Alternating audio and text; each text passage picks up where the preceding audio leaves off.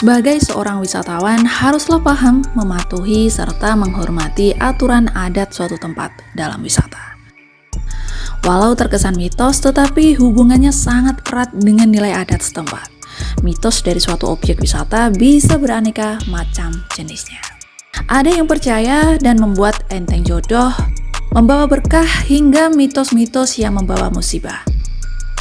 Dan berikut serba-serbi mitos di tempat wisata yang populer di Indonesia.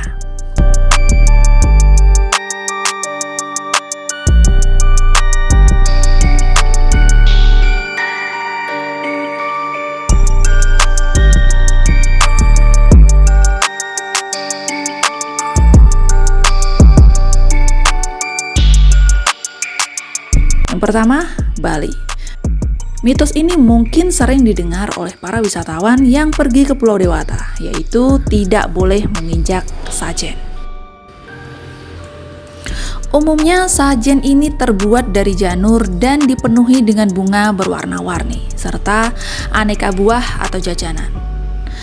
Sajen-sajen ini memiliki nilai spiritual dan dihormati bagi masyarakat asli Bali, terutama pemeluk agama Hindu Dharma. Canang.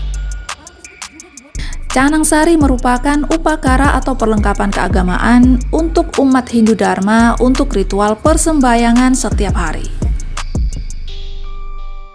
Sajen paling umum dapat dilihat di setiap sudut Bali, yaitu canang sari. Bentuknya bulat atau kotak dan diisi dengan daun dan bunga warna-warni serta diberi dupa. Ukurannya setelapak tangan. Canang sari dan sajen jenis lainnya mudah sekali ditemukan di setiap perempatan, pagar, pohon besar, tempat suci, bahkan di jalanan. Masyarakat Bali percaya jika canang sari adalah makanan yang disediakan untuk Butakala, roh halus yang menjadi penunggu pulau tersebut.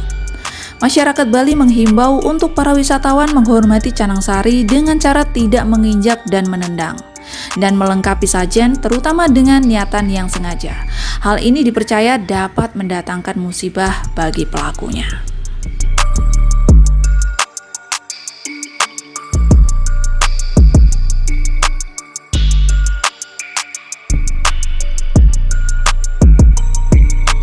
Kemudian yang kedua ada Ranu Kumbolo. Ranu Kumbolo di gunung tertinggi di Pulau Jawa ini terdapat salah satu danau yang sangat terkenal. Tempat ini dipercaya oleh masyarakat setempat bahwa airnya merupakan air suci. Bahkan hingga saat ini air suci dari Ranu Kumbolo masih digunakan untuk prosesi ritual suci keagamaan masyarakat di sana.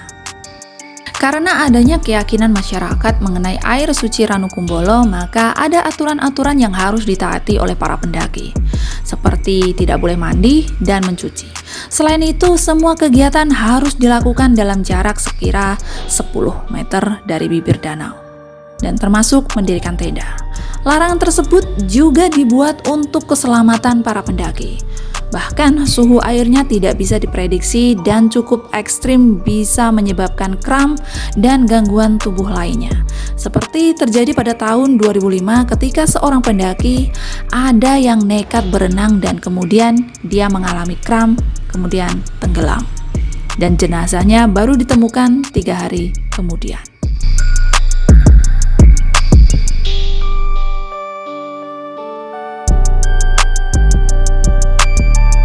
Urutan ketiga ada Baduy. Baduy dalam daerah Banten, desa adat ini betul-betul memegang teguh adat istiadat.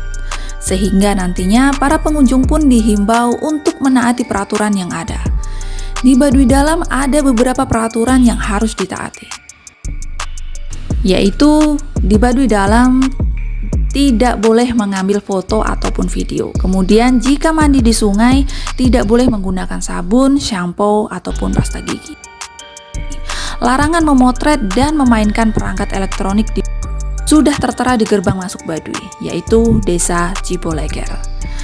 Sanksinya pun tertulis jelas, yaitu denda dan hukuman di balik jeruji besi. Selain sanksi tersebut, menurut cerita yang tersebar, pendatang yang berani melanggar aturan tersebut akan mendapatkan sanksi dari penjaga desa. Bahkan ada yang mengatakan hukuman tersebut mengerikan dan dapat membahayakan diri sendiri.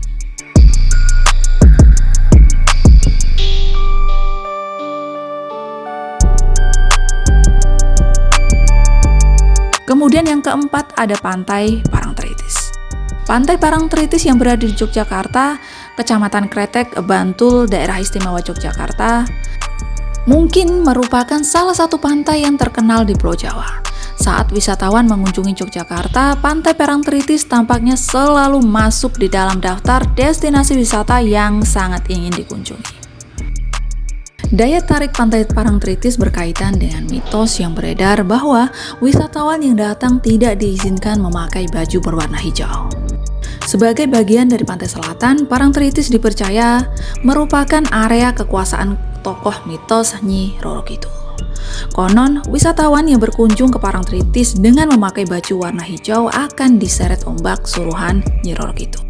Nyi Roro Kidul konon disebut-sebut senang warna hijau. Meski kamu tidak percaya pada hal mistis seperti ini, sebaiknya saat berkunjung ke suatu tempat sebagai wisatawan harus menjunjung dan menghormati adat istiadat yang berlaku di tempat tersebut.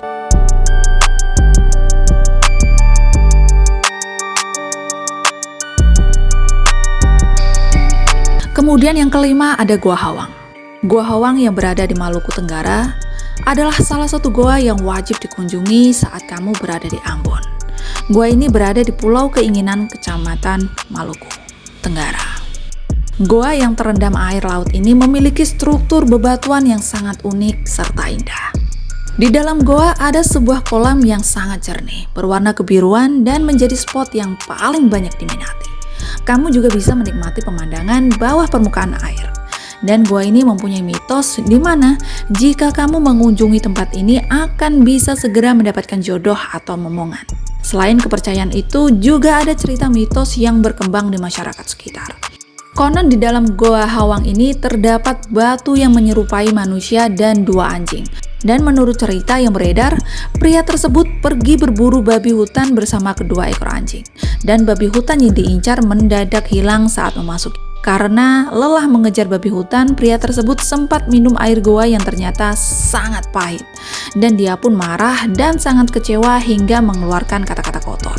Sehingga ia dan kedua anjingnya dikutuk menjadi batu. Intinya, jika berkunjung ke Gua Hawang, wisatawan hendaknya harus menjaga tingkah laku serta tutur kata.